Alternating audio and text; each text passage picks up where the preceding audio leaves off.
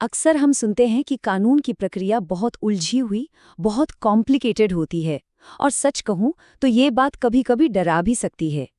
लेकिन अगर इसके पहले कुछ कदम समझ लिए जाएं तो रास्ता काफी साफ हो जाता है। तो आज हम इसी के बारे में बात करने जा रहे हैं। चलिए देखते हैं। तो सवाल ये उठता है, जब कोई क्राइम होता है तो उसके ठीक बाद क्या? आखिर वो कौन सा पॉइंट है जहां से कानून का पहिया घूमना शुरू होता है? इसी पहली सीढ़ी पर आज हम बात करने वाले हैं कि न्याय पाने के लिए पहला दरवाजा आखिर खुलता कैसे है। इस पूरी चीज को ना एक रियल लाइफ सिचुएशन से समझने की कोशिश करते हैं। सोचिए, एक मामूली सा झगड़ा हुआ और उसमें सुधीश नाम के एक शख्स को काफी गहरी चोट आ गई। उसके दांत तक टूट गए। अब सुधीश के सामने एक बहुत बड़ा सवाल खड़ा है। अब क्या करें? क्योंकि उसका अगला कदम ही सब कुछ तय करेगा। लेकिन पुलिस के पास जाने से पहले एक बहुत जरूरी बात समझनी पड़ेगी। वो ये कि कानून की नज़र में हर क्राइम, हर अपराध एक जैसा नहीं होता। और इसी फर्क से, इसी क्लासिफिकेशन से तय होता है कि आगे का पूरा प्रोसेस कैसा होगा। तो इंडियन क्रिमिनल लॉ में ना क्राइम्स को मोटा मोटा दो हिस्सों में बांटा जाता है। एक है कॉग्निजेबल यानी संज्ञेय अपराध और दूसरे नॉन कॉग्निजेबल यानी असंज्ञेय। और ये सिर्फ फैंसी लीगल टर्म्स नहीं है, बिल्कुल नहीं। ये डिवीजन इस बात को तय करता है कि पुलिस के पास कितनी पावर होगी और केस किस दिशा में आगे बढ़ेगा। तो देखिए, इन दोनों में जमीन आसमान का फर्क है। कॉग्निजेबल ऑफेंस मतलब जो सीरियस किस्म के क्राइम हैं, उनमें पुलिस को आगे बढ़ने के लिए ग्रीन सिग्नल मिला होता है। वो बिना वारंट के अरेस्ट कर सकते हैं और फौरन इन्वेस्टिगेशन शुरू कर सकते हैं। लेकिन जब बात आती है नॉन कॉग्निजेबल यानी कम गंभीर मामलों की, तो वहां पुलिस के हाथ थोड़े बंधे होते हैं। उन्हें किसी भी बड़े एक्शन से पहले मैजिस्ट्रेट से परमिशन लेनी पड़ती है, और ये एक जरूरी चेक एंड बैलेंस है। चलिए इसको कुछ एग्जाम्पल से समझते हैं ताकि बात बिल्कुल साफ हो जाए।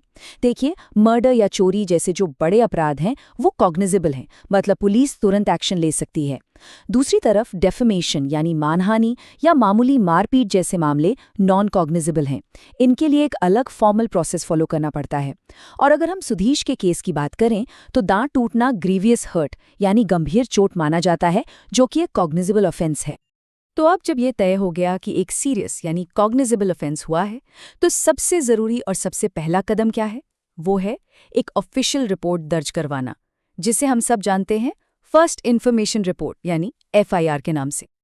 और एक बात समझ लीजिए, एफआईआर सिर्फ एक कागज़ का टुकड़ा या फॉर्म नहीं है।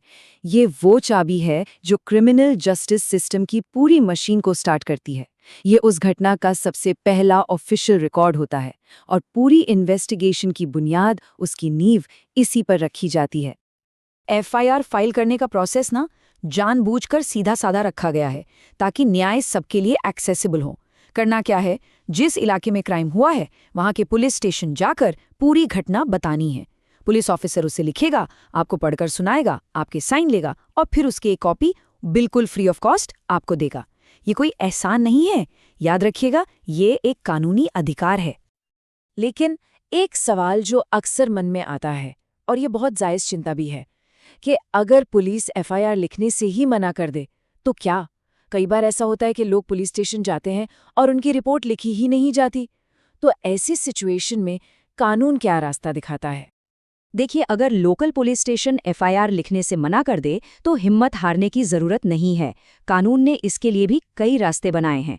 आप एक सीनियर पुलिस ऑफिसर जैसे सुपरिंटेंडेंट ऑफ पुलिस या एसपी के पास जा सकते हैं। आप अपनी कंप्लेंट लिखकर उन्हें रजिस्टर्ड पोस्ट से भी भेज सकते हैं। और अगर ये सब काम ना करें तो सबसे पावरफुल ऑप्शन है सीधे मैजिस्ट्रेट के पास जाकर एक प्राइवेट कंप्लेंट फाइल करने का। कहने का मतलब ये है कि न्याय के दरवाजे इतनी आसानी से बंद नहीं होते।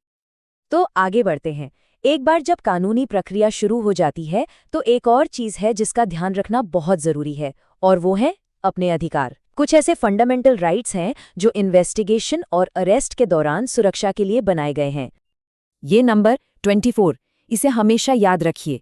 कानून साफ साफ कहता है कि पुलिस किसी भी इंसान को अरेस्ट करने के बाद 24 घंटे से ज्यादा अपनी कस्टडी में नहीं रख सकती। उससे पहले उन्हें मैजिस्ट्रेट के सामने पेश करना ही होगा। ये गैर कानूनी हिरासत के खिलाफ एक बहुत बड़ा, बहुत जरूरी सेफगार्ड है। और ये अधिकार बस यहीं तक सीमित नहीं है। जिस शख्स को अरेस्ट किया जा रहा है उसे ये जानने का पूरा हक है कि अरेस्ट क्यों हो रहा है।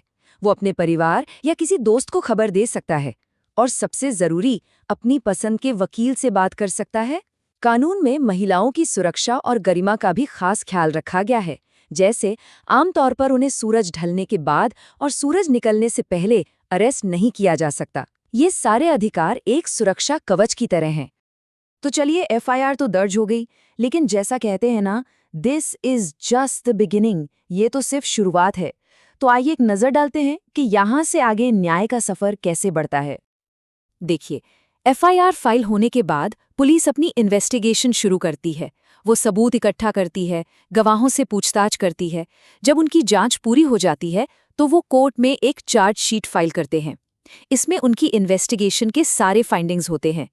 इसके बाद शुरू होता है ट्रायल, यानी मुकदमा, जहां जज के सामने दोनों पक्ष अपनी अपनी दलीलें रखते हैं और आखिर में सारे सबूतों और गवाहों को सुनने के बाद अदालत अपना फैसला सुनाती है। हाँ, ये सफ़र लंबा और कभी-कभी मुश्किल हो सकता है, लेकिन इसकी शुरुआत हमेशा उस एक पहले कदम, उस एक एफआईआर से ही होती है। तो आखिर में सारी बात आकर इस पर रुकती है कि प्रोसेस को समझना ही सबसे बड़ी ताकत है। जब ये पता हो कि पहला कदम क्या उठाना है, तो न्याय की मांग करने का हौसला खुद ब खुद बढ़ जाता है। इस सफ़र में जानकारी ही सबसे बड़ा हथियार है।